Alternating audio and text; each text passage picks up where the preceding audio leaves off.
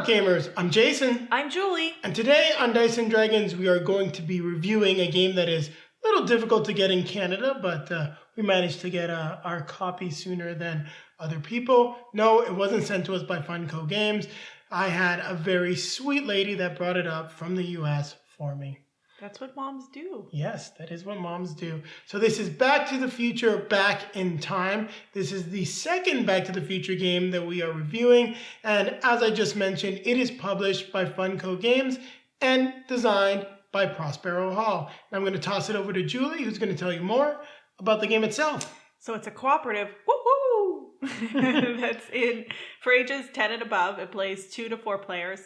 It's relatively quick. It's about 30 minutes. Actually, I just cheated and checked on the back of the box. It does say 30 minutes. It took us about 30 to 45 minutes. I think once it was a little longer. It depends on the amount of players. I would say that at 2 players, once you get used to the game, depending on some of the cards and things that come out on the board, you can definitely play in under 30 minutes. Once you get to the 4-player count, which we did play as well, you're going to be closer to the 45-minute mark. I think also what influenced us, honestly, is that we had a little man that was interfering our gameplay that kind of... Yes, with the 4-player game, that is right. We did have some feed and some stomping going on the table. So what are you going to be doing in Back to the Future, Back in Time? Well, unlike the other Back to the Future game where you're trying to fix the time stream, this one is actually based on just the first movie, so it takes place in Hill Valley. You have George and Lorraine and Biff who are moving around the board based on cards. Now, depending on what location Biff is in, he will interfere in George and Lorraine's budding relationship. You will take on the role of either Doc, Marty, Jennifer, and Einstein, and you must move around Hill Valley, get the DeLorean ready for when lightning strikes, so you can go back to 1985, as well as ensuring that George and Lorraine fall in love and that Marty's photo doesn't fade and he is erased from the time stream. So that gives you a nice little breakdown of it. Julie, did I miss anything? Nope. So what time is it then? I think it's time to grab our drinks. Grab our best friend. And fellow time traveler. Yes, fellow time traveler. We're going to take it to the table one more time. I want to get another play into this. We've had a good time with this so far. Now we're going to take a look at the components for Back to the Future, Back in Time. As always, we'll start with the rule book. So here we got the rule book. I love the fact that it's Tales from Space, which references the books that George was reading in the first movie. So you've got all that you need in order to set up the game. Nice breakdown of the setup. And then all of the rules for the game. Now, the one thing I don't really like about the setup for this rule book is that a lot of the ways the different challenges resolve, instead of being just generic, it's written in each of these different sections, which does make it a little challenging when you're looking for some information. And then you do have a quick FAQ on the back of the rule book. Now, we'll start by taking a look at our characters and the minis. So we have Marty McFly, whose special ability is once per turn you may move Lorraine up to 2 spaces towards you. We have Doc Brown, Great Scott, once per turn you may move to the DeLorean's location, so that's a nice free movement. We've got Einstein, so once per turn if Biff is within 1 space of Einstein, you can move him up to 2 spaces. And then Jennifer Parker, follow me. Once per turn, Jennifer may move Marty, Doc, or Einstein up to 2 spaces towards her. So these are the different characters that you're going to be using in the game. And then we've got just what these different successes means on the 4 different type of dice.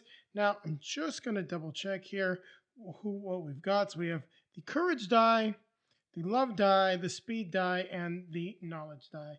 I'd forgotten what the names of the 4 different dice are. So we'll just take a look at the ones we've got here, and they're upside down. Not a big deal. So we've got the courage and the love dice. You notice there's a wild, there are doubles. There are also Biff symbols, which will activate Biff. Then there are also the singles that you will get as well, as you can see. So those are the symbols that you get on the dice.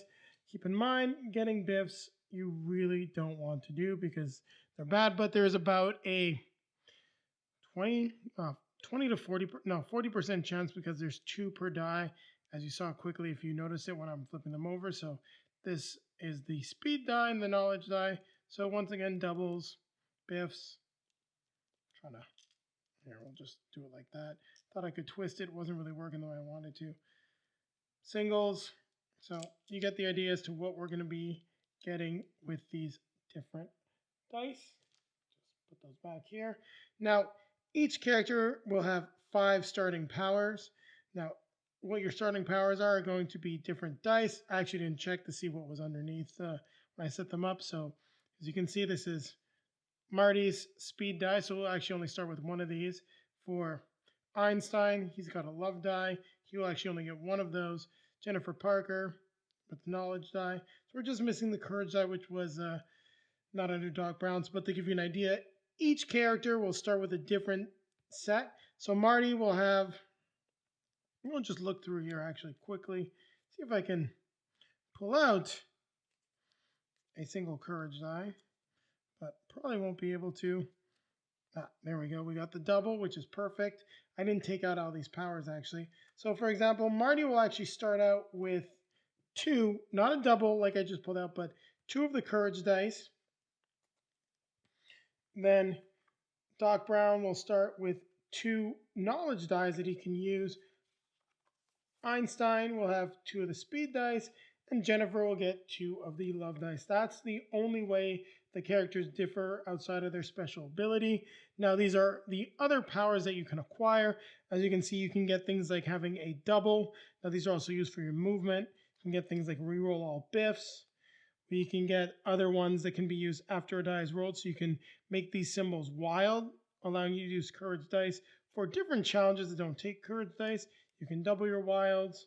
You can get a mix. So that's why you're going to be wanting to get new powers. You'll potentially replace your old ones that may just be singles and also give yourself some really cool new abilities. Now we're talking about the powers. We're talking about rolling dice. We'll just flip these back over. We also have the clock tower dice tower. So this is a nice little dice tower. You can use it to roll die. The only thing I don't like about this is it has to be disassembled in order for it to be placed back in the box. Now each character has their own miniatures. Here we've got Marty and of course Doc, the 2 main characters from the films. Next we've got Einstein and Jennifer. I do like how everything is color coded, so it's fairly easy for you to tell which is which. We've got George and Lorraine. They're pink because we're trying to make sure that they fall in love, ensure that Marty does not get erased from the time stream. Then we've got the antagonist, Biff, who's in red because of that infamous red shirt of his. And of course, we've got the DeLorean, by far my favorite model. Well, not model miniature, but almost looks like a model car. And I love that it's painted because not having it painted, you would just be missing a little something. Now, we do have a few other tokens here, and then we'll take a look at this meter. Here we've got the DeLorean parts that you need to acquire by using your knowledge dice. Those will be placed on the board. This is a love meter. We've got the token for the love meter. This one here is the turn token. Now, we also have all these tokens which make up the image of McFly kids. And then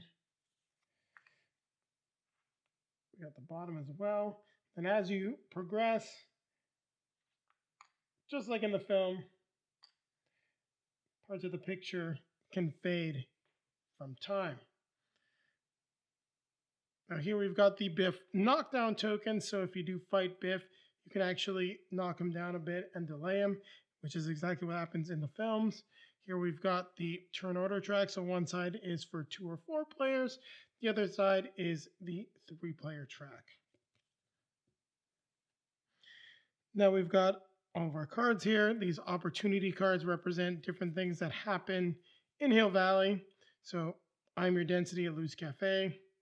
So you can draw power and raise the love meter by 2. These are all positive things that will happen in Hill Valley. So sell Lorraine on George, draw another power, raise the love meter by 2. There's even some that you can gain powers, and like this one, go parking, draw 2 powers, keep one, and give one to another player and raise the love meter by 2. Lots of good stuff that you can do, and some of them will even let you get access to special items, as you can see, like the electric guitar. Now these items can be used once per turn. They have a whole slew of different abilities. For example, Lorraine's Lock-In lets you make a love test, even if you're not with George. The Sci-Fi Magazine lets you turn knowledge into love. Radiation Shoe lets you exhaust this item to ignore all Biffs. Biff's Homework means you can move them around. The electric guitar means you can exhaust the item to refresh. Some peas in the backpack is the only item that will not be exhausted. So lets you hold 2 more powers. You can see that on the back here we've got an exhausted item side. Next we have the movement deck. So they will tell you how to move George and Lorraine around the town square, and once we take a look at a board, that'll make more sense. We also may have some movement for Biff, represented by the Biff symbols.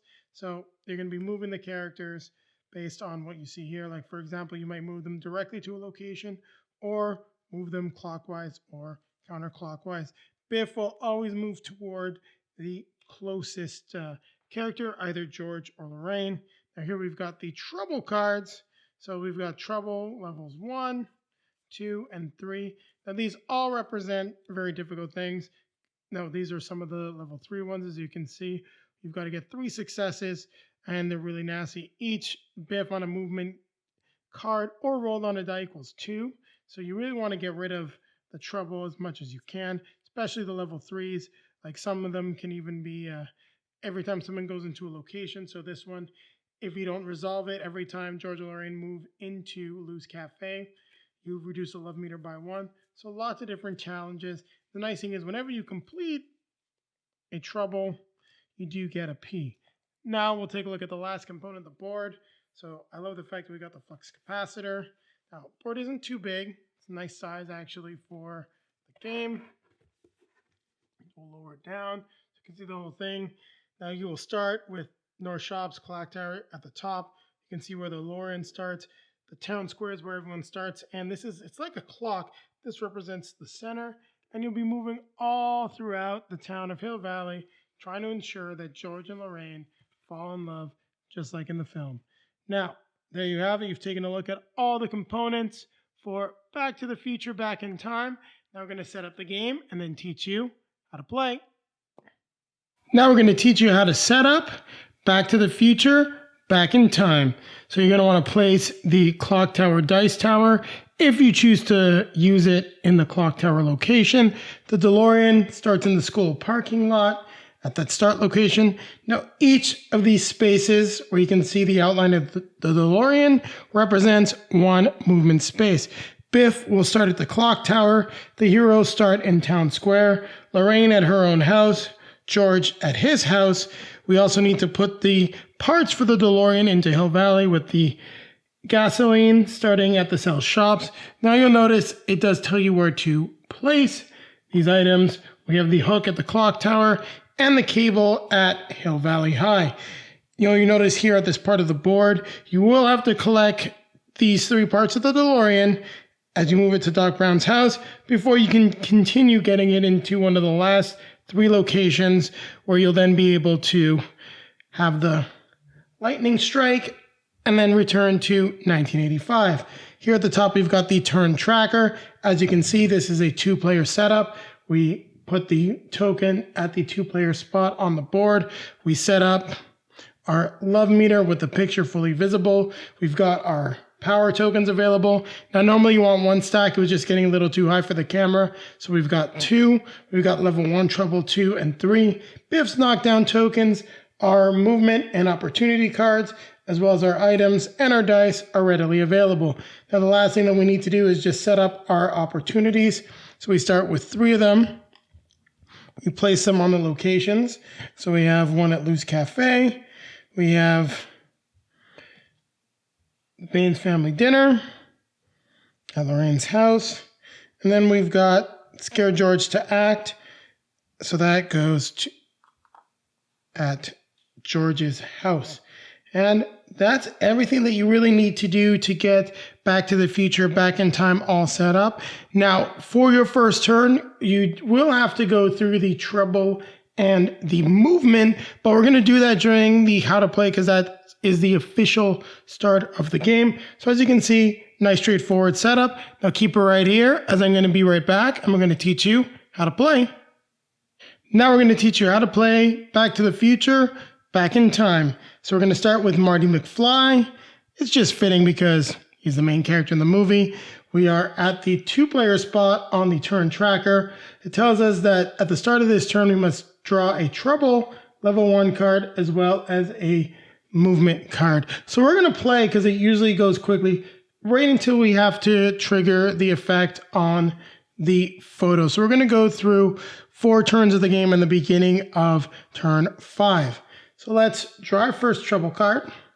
It is a level 1, so it's Strickland looking for slackers, which has the effect that players may not attempt a Fight Biff challenge. If we do resolve this, we get to draw 1P. So that's our treble. Then we must draw the movement, which for all intents and purposes, I'm going to just place off camera. You will, if you do run out and you have to reshuffle the movement deck, that's what happens. So this tells us that Biff moves 1 space and it's only Biff.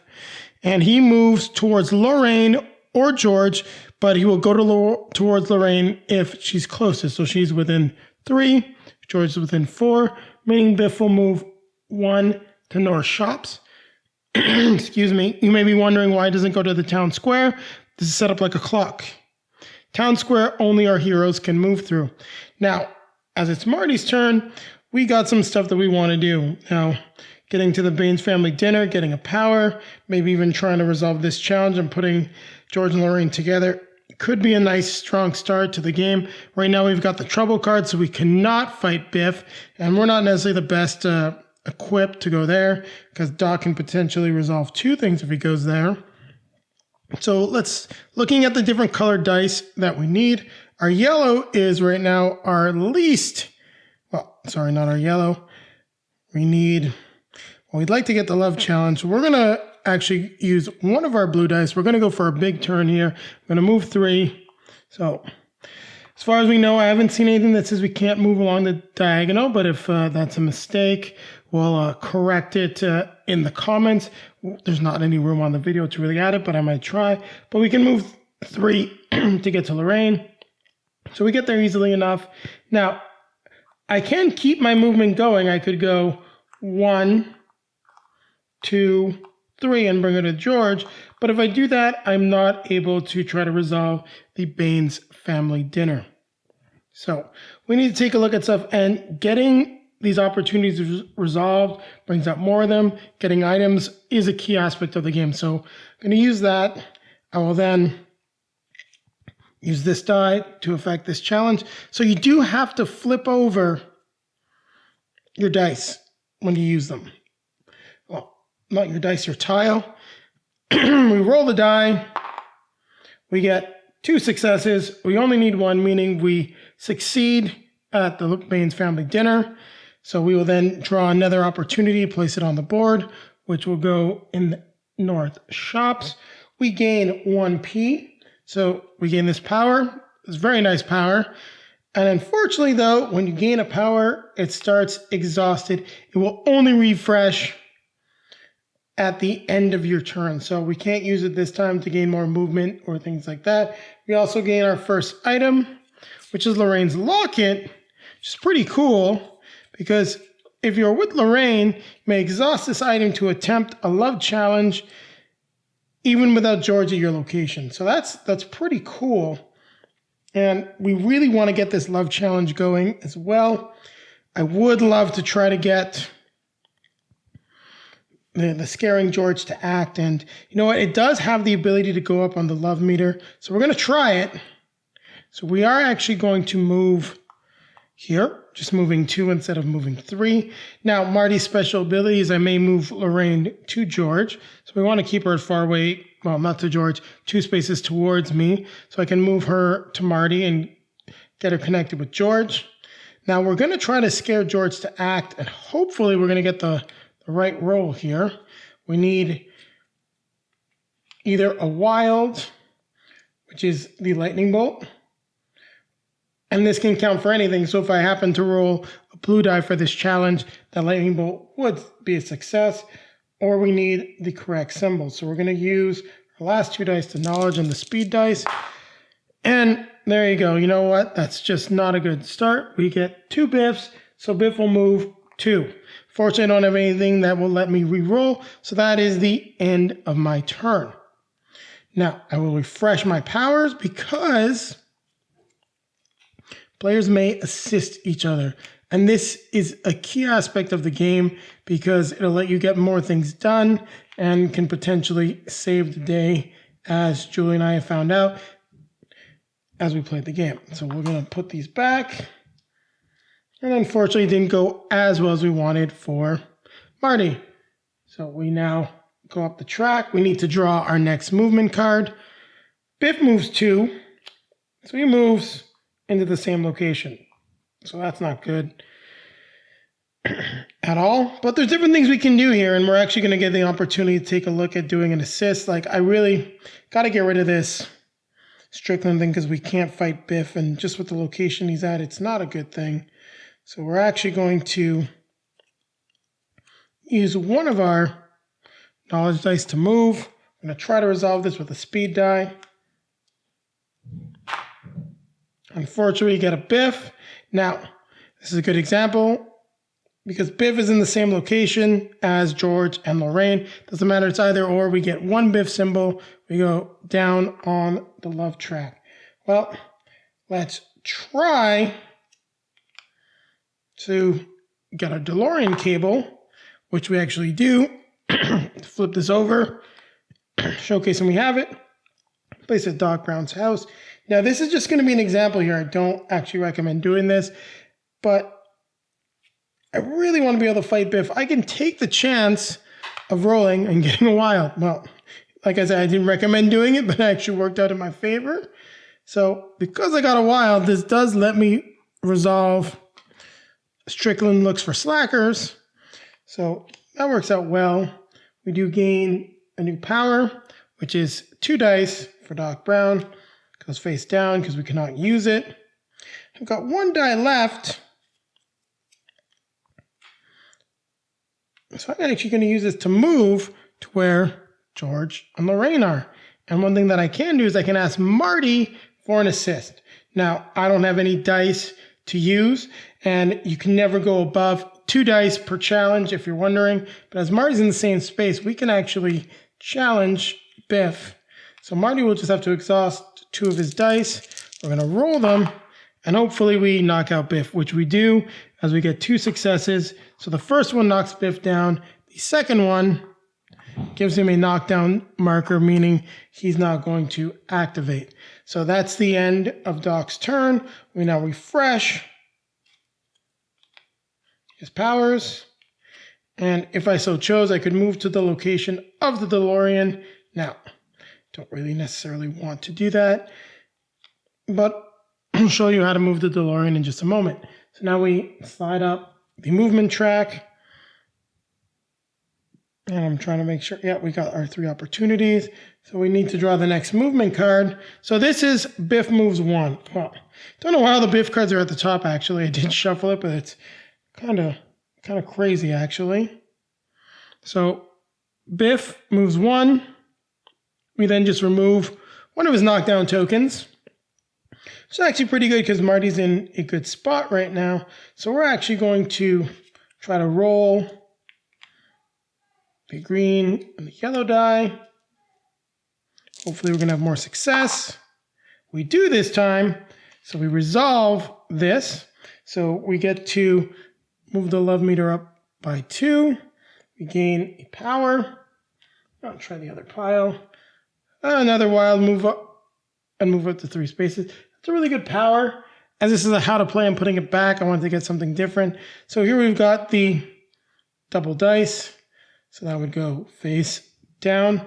Now, one thing you can do with powers, if you're full, you can use a power to replace another power. So I could use this to replace one of my starting blue dice if I so choose. But at this point in the game, that's not something that you're going to want to do. Now, the last thing I can do is attempt a love challenge with George and Lorraine, or I can move away and try to separate them from Biff. But let's go for broke here. We get a wild, so I can turn this into doubles. So that would move the love meter up by 2. So that is Marty's turn. And can't forget, actually, I did get the cassette player. So this is an interesting card. Once per turn, if you fail a trouble or opportunity challenge, exhaust this item to draw 1 P. So that's a great way to get another P. Now let's go ahead and move up the track. So we get the trouble level 2. Draw a card. So level 2 is at Hill Valley Eye. We move Biff to George's location. That's the effect. Each time a movement card moves George, move Biff to George's location. So that's really annoying. Biff's always going to be following him around. So we'll need to resolve that. Now, first thing we're going to do is draw the movement card. So as you can see, we got a Lorraine and a George one here. So we must move Lorraine clockwise 2 spaces. 1, 2. And George moves 1 space away from her because he had to move counterclockwise. And we are missing the opportunity as I neglected to draw one. So at Doc Brown's house, we have this that is now available. So interesting stuff that we can do. Let's refresh Marty's powers. And overall, we're not doing too shabby, I would say. We're in a good position in the game right now. Stuff that we need to try to resolve. Like we want to get that resolved. We may want to try to get George and Lorraine together to try a love challenge. But we also got to move the DeLorean and do some other stuff. So we're going to focus more on that this turn. So for the example that I want to use, just because I want to use Doc Brown's power, you can move to location of the DeLorean. And the first thing we're going to do is use the speed die to move the DeLorean. So we get a double. So the DeLorean moves 1, 2 up the track, which is good. Now we need to get moving. Now it'd be cool to get a power and do something, but don't forget, I forgot from the effect of this, Biff moves to George's location, even if though he's knocked down. So we want to resolve that. So let's move here. We're going to use this to use our 2 dice. Now, I told you can not use more than 2 dice for a challenge. I wanted to increase my chances, but also increase my chances of getting Biffs. I could use the knowledge die and the love die again. Let's hope we get what we need. So we actually do get what we need, which is great. Resolve this trouble card. Draw power. As you guys saw earlier, just so I'm not really like cheating, I will draw this one for Doc Brown, as I already knew what it was. But like I said, trying to get some variety for the how to play. And we're in a good spot. We should try to get another piece for a DeLorean. So we're going to use the love die to move over here. Use our last 2 dice, and I'm just not going to flip them over. Try to get the gas can. We do. So we acquired the gas can, and it's the end of Doc Brown's turn. So we will now go up the track one more time. So we're up here now. So at this point, we have to flip over one of the images on the picture because George and Lorraine aren't in love. If you can get the love meter up to this area, when it comes to the picture, you skip the fading effect, and that's one way you can lose the game. As you can see later on here, you've got ×2 for the picture and for movement. Now let's go ahead and draw a movement card. So we move George counterclockwise 1 space. And Biff, sorry, I put it away too quickly. Biff has 2 movements, meaning he gets back up and then moves to George, luckily not affecting the love meter. Now, this is going to be the last turn that we play for this how to play the game, and then Julie and I are going to come back at you with the review. I'm almost tempted to do a full playthrough. I'm going to take a break after this turn. I might decide to continue it. We'll see, because things are going very quickly. I forgot how fast the game can play with 2 players. So it is Marty's turn. We've got a few different things that we can do. We'd like to get this love meter's got to get moving. We got to do stuff with the dice. There are some good opportunities as well. I'm wondering if we go. Well, we can move Lorraine to us first, so we're going to move Lorraine actually. So that's really good. We're going to use the knowledge die to move 1, 2. Now we're in the same location as Biff, which isn't always a good thing, but we can take a fight Biff action. So hopefully it's going to work out well for us. Actually, the other thing we could have done, and just because I can do it before we're in the location, doesn't really change anything, but I wanted to showcase that. So before we got there, I can use Lorraine's locket. Got to exhaust it because it can only be used once per turn. So I could have done the love challenge before I moved over there. But as you can see, I got the Biff. It's not a good thing. Lowers the love meter because he's in the same location as George. So that's one thing you can do, but was not necessarily the smartest the way I'd done it originally, which is actually how I will play it because I didn't think about that. The fact is with George would be to do that challenge afterwards. So, but you get the idea as to how these items work. Anyhow, first things first, we're going to challenge Biff. So here's a good thing though. Biff knocked down, gets the token, but because we rolled a Biff, we have to remove one of the tokens. But at least Biff is down for the count. Now, we'll do the love action. So we get the lightning bolt, which is great. I'm going to double that up to make it 2, move up the track. And we're going to try to move the DeLorean. Now this is where things actually get a little tricky because you don't want them together. So you know what? I'm going to try something different actually. I want to move the DeLorean, but I don't at the same time. I'm actually going to move 1, 2, and then come back here 3. So everyone moves around the clock, but I do believe the characters can move around the diagonal. That's our advantage with the movement. It was not quite clear in the rule book. So we're going to go ahead and do that. And then I want to get Lorraine away from Biff now so we can move 1, 2, 3. Sorry, I meant to keep this die because I was trying to get to Lou's Cafe and take the chance of getting another power, which I then do. So again, another power, which now is really good because these can become wild. So give me a lot more flexibility with what I can do for my dice. So there you have it. There's this partial how to play the game. We need to get another opportunity drawn. So we'll put that over in the North shop. So lots of good stuff over there in the backpack to get more powers. And we're about halfway through back in time.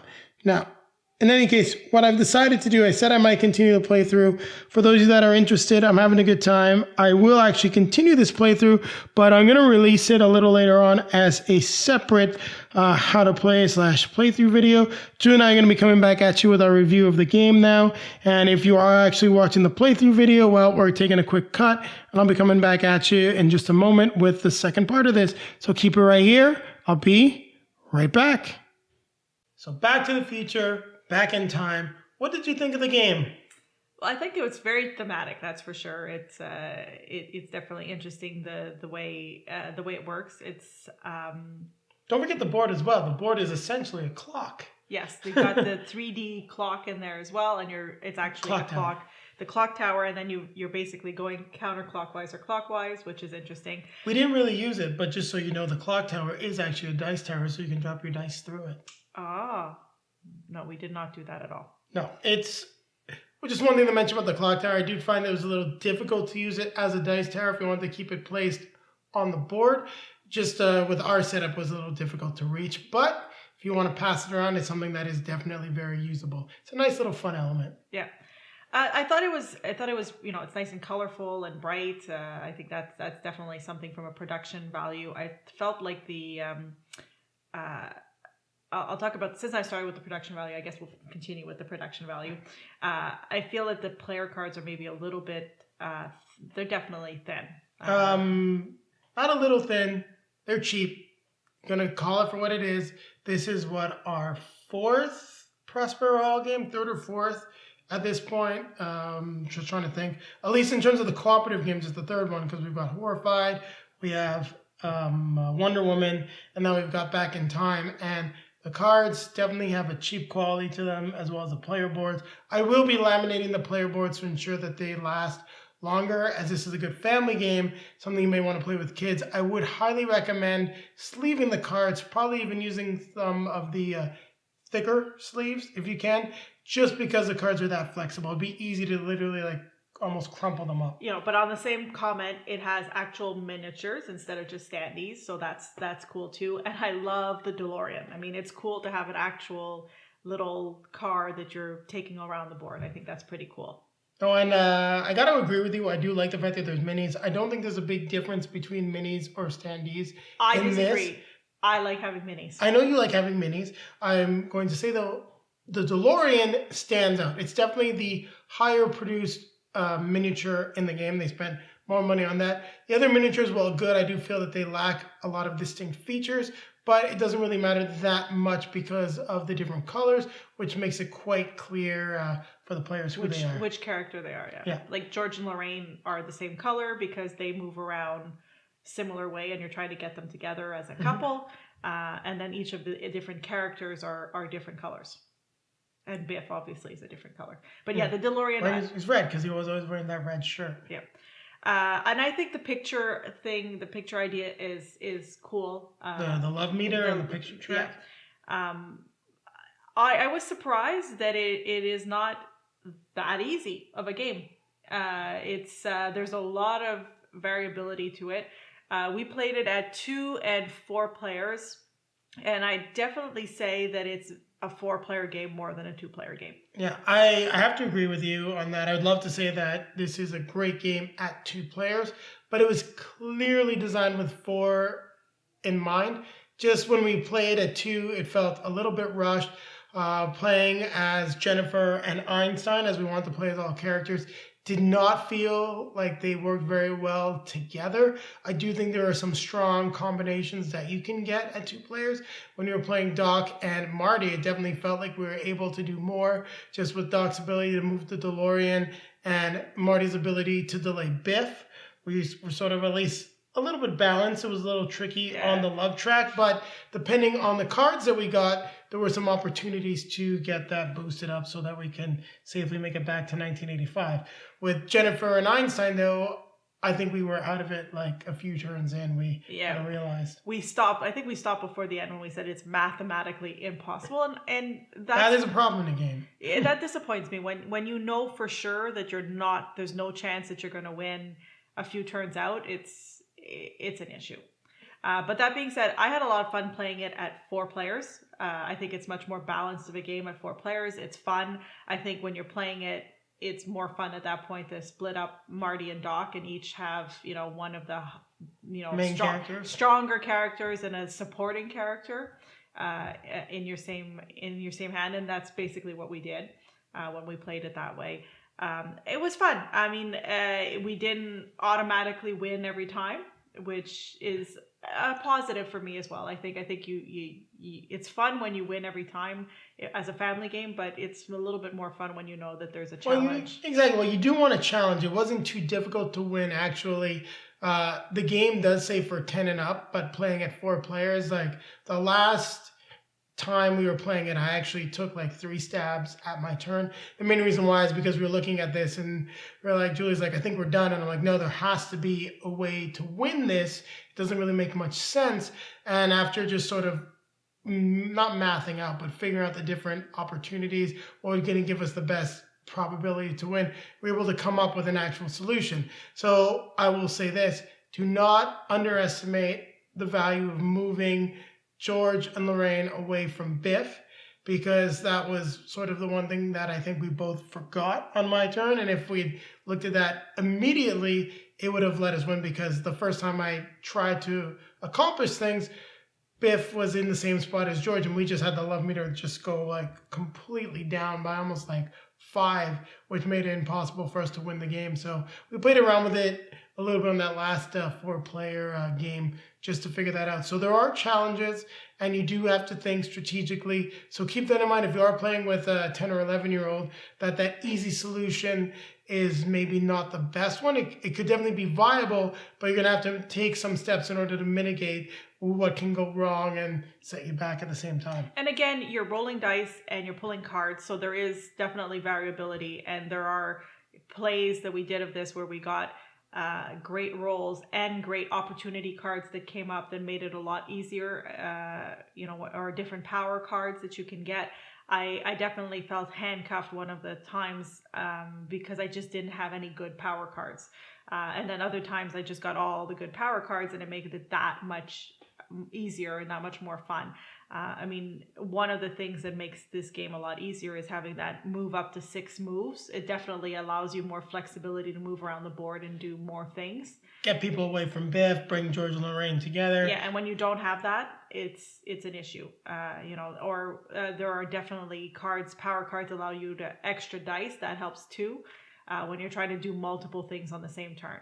That's, again, it's a variability thing, and there are games that maybe, won't go your way and you won't get the extra dice or the extra movement, and it makes it more difficult to play. Oh, definitely. And when you're looking at what you got for the dice and the die rolls, one of the last games, I didn't get a power until like my 3rd turn because I just couldn't roll well at all when I was playing as Doc, and it was really frustrating at that point. So there is that level of randomness. If you hate games that have like dice that are doing a lot of the randomization, then this probably isn't the game for you, because you're looking at about a 60% success rate on the die, if I'm not mistaken. 6-sided die, 2 biffs. Yeah, about a 60% success rate. So you can definitely do very well, but I don't know. On all of our plays of the game, I don't know if the dice are weighted a little bit one way or the other. We got a lot of biffs.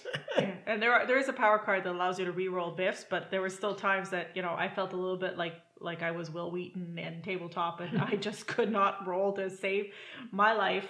But other times I was rolling great, and actually that time that you couldn't get powers, that when we started the game, I was rolling everything and getting all the challenges. Yep.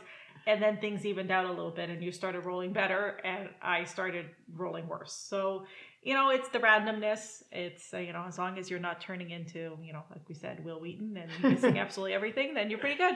Yes. So I think that really summarizes everything that we had to say about Back in Time. I would, with regards to any negative to the game, this is not your heavy strategic game. This is definitely falls in the lighter family-style co-op. This isn't the game that, you're going to have a game night to play this game. But it fits very well at any game night because of how quick it is to set up, how quick it is to play. Just keep in mind that the components are definitely flimsy. So while this is a solid game, I really would like to see an upgrade on the components with Propero Hall's game, because the ones we've got from Ravensburger and now this one from Funko feel very cheap across the board. But at least the Wonder Woman game had very nice miniatures compared to this one.